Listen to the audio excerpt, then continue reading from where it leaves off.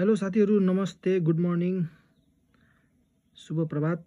आज म तपाईहरुलाई राजा ज्ञानेन्द्र वीरविक्रम शाहको पालाको राज्यारोहण 2058 साल जेठ 22 गते राजगद्दीमा बसेको उपलक्ष्यमा राज्यारोहणको उपलक्ष्यमा 2058 सालमा छापिएको यो सिक्का ज्ञानेन्द्रको कमेमोरेटिभ कोइन हो। यो है बजारमा चलन चल्ती भन्दा बाहेकको कोइन हो। चलन चल्तीमा पनि आएको कोइन जस्तै हो। यो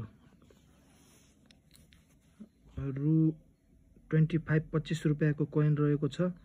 यसमा 25 रुपैयाँ बीचमा भागमा लेखेको छ र तल नेपाल लेखेको छ र अगाडिको भागमा श्री भवानी लेखेको छ। माथि चाहिँ श्री श्री श्री गोरखनाथ भनेर पुरा गोलो उसमा सिक्काको कुना कुना बिटमा लेखिएको छ।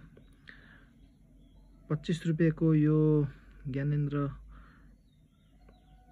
वीरविक्रम शाह राजाको राज्यारोहण भएको उपलक्ष्यमा बनेको कोइन हो र यो फेरि अगाडिको भागमा तपाईहरुलाई देखाउन गइरहेको छु। राम्रोसँग हेर्नु होला। यस्तै रोचक भिडियोहरु फेरि नै लिएर आउने नै छु। तबसम्मको लागि प्रतीक्षा गरेर बस्नु होला। हस्त, धन्यवाद, शुभ दिन।